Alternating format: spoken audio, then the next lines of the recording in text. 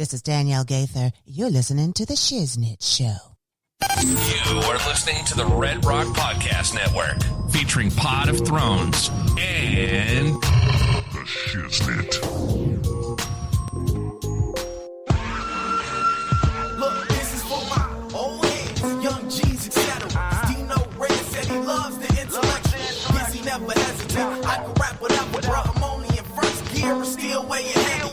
Living in the cold world full of that nonsense. Drug heads, teen moms, day-to-day violence. Fiends at the corner, panhandle for bottles. 12-year-olds running around with pistols and hollows. Fucks with my conscience, but still I do. I know right from wrong, but my decisions is stupid. My generation is crazy, and the media proof. Ignorance is bliss, and we is illy influenced. And that's why I'm here. Old soul kicking brand new flavor in your ear. Rapper of the year. This is the Red Rock Podcast Network.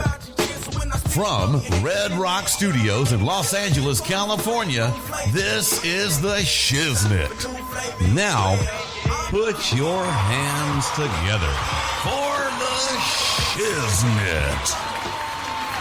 Hey, welcome back to another episode of The Shiznit Show. I am your boy, I am your host, Dino Red, and I have with me, as always, my ride or dies, Miss Dijon Monique is not in today because she's somewhere nursing a hangover because of her birthday. But we have with us the man, the myth, the legend, Mr. Pip Lilly. Happy birthday to ya. Happy birthday to ya. She not here. Forget it. Yeah, we did all that last week. She got that last week. But I wasn't here last week. Oh, yeah, well, okay. So you feeling better? I do feel much, much better. Thank you. Sorry, everybody. But sometimes your body does not want to work with you. Yeah, sometimes you get sick. My body's been breaking down a lot. I think, honestly, when I first got into the show For the Love of the Glove, it's been continued through March 22nd, I was so excited because it rehearsed and performs 3 blocks from my house. I was going to get paid to do something, to do a show that had music that was familiar to me. The sound was familiar to me about a person that's familiar to me. And I was going to get to work with Danielle Gaither and Jerry Minor. And, this is perfect. But as it's been going along, I've been like, okay, I got really sick. Right. I've gotten injured. I lost a relationship. I'm like, this show might be cursed. Don't blame it on the show, man. It just happened to be that's what's happening in my life right now. That's all. Yeah, I hear you. But I am injured. Yeah. Well, speaking of shows, I guess we can go ahead and let this out now. So for any local people who are fans of the show or the old school show and miss the Weasel, Damon the Weasel Standifer, one of my best friends and used to ex-co-host, he's got a big show coming up in next Saturday. Saturday in Burbank. It's let me see, I got the details right here. Is it a stand-up show? It's a stand-up show. Is it Flappers? That's a big stand-up show. It's not Flappers, but he's doing like a half-hour set. Oh wow, cool. So yeah, that's pretty huge. Yeah, that is huge. That's huge. So it's in Burbank, 1213 West Magnolia Boulevard. I don't know the name of the venue. It's $10, and it's at 8 o'clock. It's not bad. March 14th. No, it's not. So there's that, and then there's also friend of the show, Shane Forbes, comedian Shane. Mm-hmm. He's got a show on the following Saturday, on the 21st, that is also not Burbank, but out that way in Glendale. Mm-hmm. That is taping for Amazon Prime for a special. Nice. So he's got the show, and it's about I think his tickets are a little bit more. I think they're $30 a piece, but there's a code so you can get them for $20 a piece. So, but just be forewarned that once you enter, there's no coming late or because they're taping for television. Mm-hmm. So, well, not for television, but for streaming. But they're taping, so they won't allow you in and out once you're in. You're locked down. It's from doors open at 6:30, but they start taping at 7:30. I guess that's when they close the doors, and you don't get out until 10 when it's over. Mm-hmm. So you're there for the duration, just so you know. But anyway, yeah. So y'all go support if you're around. Got a lot of friends doing things, doing big things. Speaking of friends, last night after my show, A guy that I knew in Chicago at Second City, but I'd also done Second City in Detroit, and knows Jerry Minor, was in the lobby. His name is Chad Kruger. And I was like, Chad, oh my God, it's good to see you. You know, and Chad might be doing something with us on the show. I don't know, but nonetheless, he did come to me and said, like, oh, I got to tell you, I just started listening to your podcast. I'm sorry about your boyfriend. So shout out to you, Chad. Thanks for listening. If you're listening today, it was good to see you. All right, Chad. Thanks for listening, man. Yeah. How you doing with that, by the way? I'm okay with it. I mean, you know, it's just moving past something that you've become really comfortable with, and he had become part of my identity over the last year. You know, Yeah, a big part of your life. He was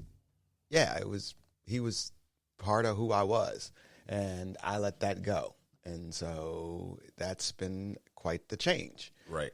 So I don't know if I know I'm not over it, but I'm myself. I feel good. Yeah. You know, I think I got sexually assaulted in the mall. Congratulations. Thank you. It was a goal of mine. No, I was at the Glendale Mall. We went out to Glendale to have the car serviced. Mm-hmm. And we were killing some time in the Glendale Galleria. And so we sat down to have some massages, you know, to have the massage chairs. Okay. And you know, the chairs that they have in the malls, like I have massage chairs upstairs in my little theater room too, but those just the vibrate kind. Mm-hmm. The ones in the mall are the real, where they have the simulated hands. They have those little balls in the actually. I think they call it 3D. I think is what they call it. I don't know what it's called, but I like it. Yeah, you can actually feel the balls or whatever. And the weirdest thing, you know, the massage was quite long, and there was stuff going on around my ass area, mm-hmm. and I wanted to ask my wife about it, but I was kind of embarrassed and kind of like, and I was like, I think she would be reacting differently if she was feeling the same thing too.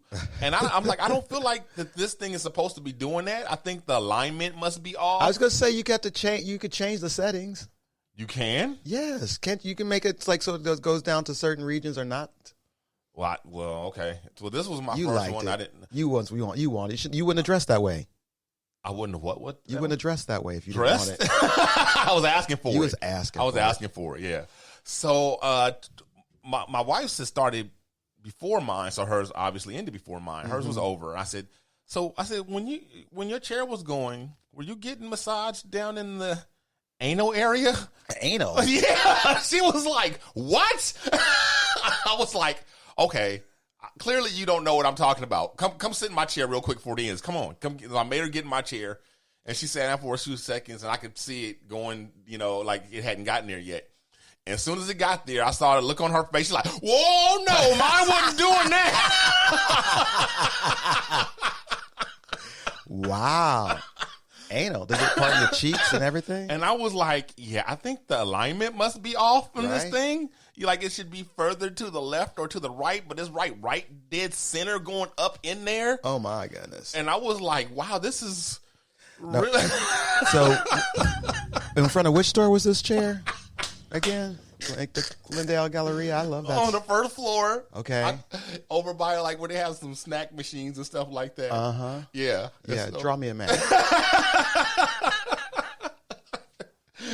$5 well spent, huh, Pip? You know I ain't got no boyfriend no more. Oh my goodness, that was an experience. I was like, wow. And she was like, oh my goodness, yeah. She's like, mine was not doing that. All of that there. That doesn't seem right. I was like, no, it doesn't. I really feel like I just got assaulted and I should file a police report or something. You liked it. Oh my goodness. Oh, You so going back anyway. there without your wife next time. I know how that goes. Just put in the credit card, max it out. Shoot. Speaking of maxing out the credit card, they had a big gun sale this weekend at my ammo store. Mm-hmm. I'll call it my ammo store, but it's most of everybody in the area who buys ammo store because you don't have a lot of choices. Okay. But they already have good deals, luckily, like I said, because we don't have choices. But then they had a sale. So anytime they have a sale on already good prices, it fills up. Mm-hmm. And they used to have what they called a parking lot sale. They would just put pallets and pallets of ammo out in the parking lot in that way. Because the store, it's not a little store, but it's not huge. You know what I mean? It's nothing like a Walmart or anything like that. It's about the size of, I guess, your average mini mart, Okay. And, It's full of ammunition. Right. They sell right. guns there too? No. Oh, just ammunition. No, just ammunition. But they also have a range that's connected to it. Okay. The range is shitty, but the ammo store is excellent. But in any case, that's how they used to do it. But I heard that there's a new law now that you can only sell ammo from behind the counter, indoors, or something. So it was a long line to get in, and then it was much more. It wasn't too bad because everybody pretty much know. It's not like you a looky-loo. This is the type of place you go there. You know what you want. Right. You're not shopping per se. Well, there's You're only just certain going kind of bullets gonna fit into your gun. Exactly, which is funny because when I got inside, the lady said, "What can I help you? What do you?" She said something about I can't remember exactly what she said, but it was something like, do you need? Never mind. It's gonna mess up the whole joke. But I just said, I just was like, yeah, just give me whatever you got. Like, like you could do that. Right. No, you got to get specific things. Yeah, you can't do you have this in purple? Right. Do you have There's these? none of that. Yeah. So it's very in and out. So even though it was a long line, it was very in and out. But yeah, it was, I spent like $400 something. $100 on. That's what you love. Game of ammo. Yeah. Well, see, the thing about ammo is like you're trying to buy enough for recreation to go and shoot and practice. But then you also trying to have a stash that you're trying to build up in case there's the zombie apocalypse or That's not a thing. the war. Or That could be a thing. Or the coronavirus. Oh, don't start with that. Yeah, you have to get ready for that. So, I'm so sick of that. I kind of wish it would just sweep through and be over with. Well, and kill the dumbasses that's out here trying to protect themselves from it. Right. I'm Y'all sick some of it dumbasses. too. I'm sick of it. Y'all dumb sheep. I'm sorry. I don't like being mean like that and judgy to people. But every time we have one of these crises like this where people lose their fucking mind and go to Costco and buy out all the toilet paper and the water, because for what? You're talking about your girl, right? Yeah, I do know. Okay, I just want you to know. Oh, I listen to the show. Okay. Yeah, you do. Yeah, I know. Yeah, you do. I know, and I've been listening to stuff all week long. I've been watching people, and I've been reading the papers. Now, while they've been doing that stupid shit, I've been actually reading up about the real thing that's going on, right, and how it really affects us, and, right, and how many people are actually really sick. Yeah, you can say like people are in 29 states, but it's like 2 people in each state. Right. And they're like, oh, well, it's 11 cases here. Yeah, it's like 150 people died of the flu yesterday, bitch. Right. That's what I was exactly. Last week I was trying to, explain to Dijon, it's like it hasn't even reached the levels of flu yet. Yeah. 400,000 people worldwide die of the regular flu. Right. Every year. Yeah. It hasn't gotten anywhere near that yet. Not only that, now I have a coworker that just got back from Seoul, Korea. Mm-hmm. And he was saying, he couldn't believe what was happening here in America. Mm-hmm. But it was also starting to happen everywhere. Like, like Tel Aviv, you couldn't fly if you were from Korea. Because there was a woman that was a flight attendant had been through there. So they decided no Koreans can come through. Or nobody's been to Korea can come through and stuff like that. He's like, in Seoul, nobody is like, it's been like 6 cases, something like that. Right. But to hear the news about it, it's a lot. But what's really happening is outside of Seoul, there's this cult.